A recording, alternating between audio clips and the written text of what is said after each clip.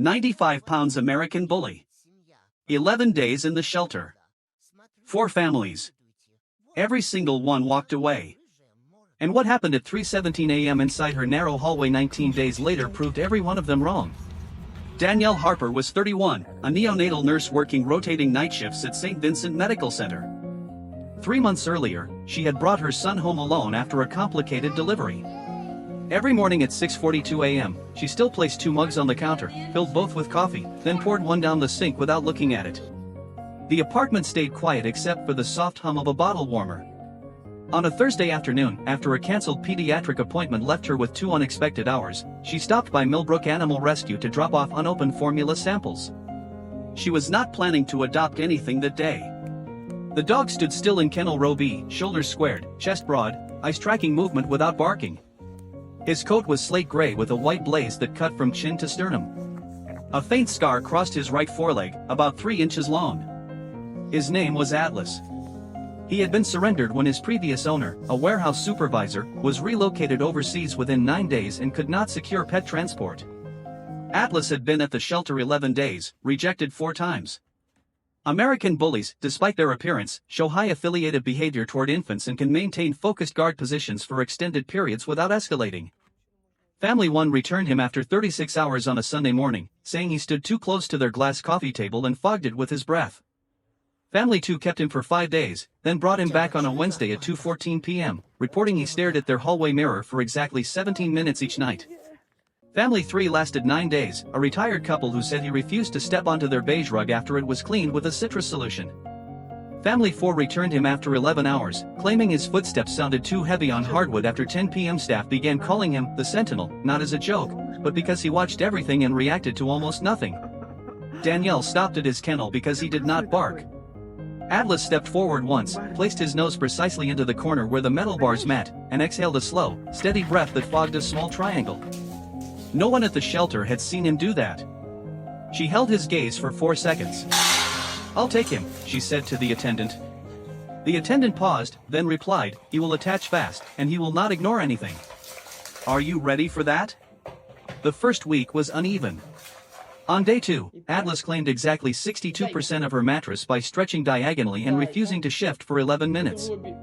On day 3, he moved a 14-pound laundry basket 3 feet across the room to sit between it and the crib.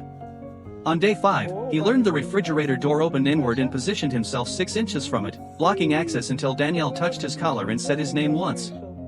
He developed a precise habit at 7:08 p.m., circling the crib twice, then placing his chin on the wooden rail for exactly 12 seconds. On the 7th night, after a long feeding, Danielle sat on the floor at 1:26 a.m., and Atlas lowered himself beside her without touching, matching her breathing. On a Monday at 8:43 p.m., Danielle received a call that a premature infant she had cared for did not make it. She placed the phone face down on the kitchen counter and stood there for 19 seconds, then slid down to the tile and sat with her back against the cabinet.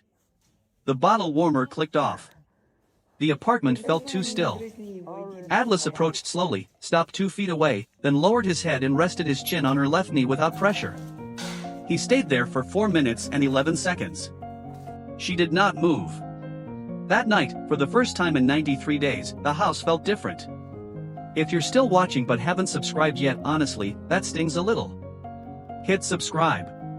Trust me, you'll want to see what comes next. By week 3, they had patterns.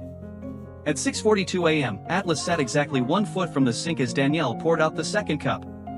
At 2:18 p.m., he positioned himself between the stroller and the elevator door before it opened. At 7:08 p.m., he performed the crib circuit, chin on the rail, 12 seconds, then stepped back. At 11:37 p.m., he lay across the hallway threshold, not sleeping, just watching. Once, when the baby dropped a pacifier, Atlas nudged it back within 3 inches of the crib leg and stopped, as if marking a boundary. You can see it now, the small adjustments becoming routine. At 3:17 a.m., a sound woke Danielle, not loud, but wrong. Atlas was not at the crib. He stood in the hallway, body angled at 37 degrees toward the front door, ears forward, tail level, weight shifted onto his front paws. His breathing was controlled, 14 breaths per minute, slower than his usual resting rate. Danielle sat up, listening.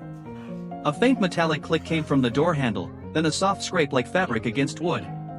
Atlas did not bark.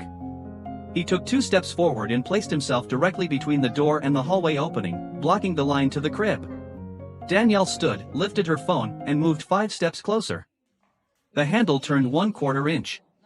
Atlas released a single low growl, not loud, but resonant, carrying through the door. The movement outside stopped. Seconds later, footsteps retreated, uneven, then faster. Danielle called the police at 3:19 a.m. Officers arrived at 3:27 a.m., noted fresh tool marks around the lock cylinder, and logged an attempted forced entry. The same dog that 4 families returned in 11 days, that same dog was the reason no one crossed the threshold. When the door closed behind the officers, Danielle sat on the floor, hands shaking, and pressed her forehead to Atlas's shoulder. "You stayed," she whispered, barely audible. Atlas shifted his weight back, then leaned forward exactly 1 inch, steadying her without pushing.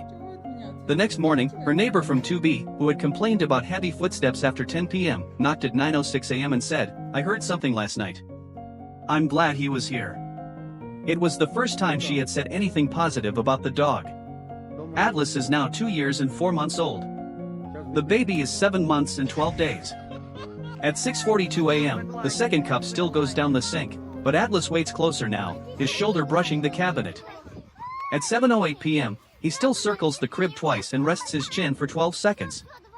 At 11:37 p.m., he still takes the hallway, measuring space with quiet precision. Before, Danielle stood at the counter with 2 mugs and no one to answer the silence. Now, there is always a presence marking the edges of every room. Protection is not noise. It is attention, measured and consistent. Trust is not declared. It is practiced, minute by minute. So tell me, would you have walked away from him, or would you have opened the door and let him stand watch?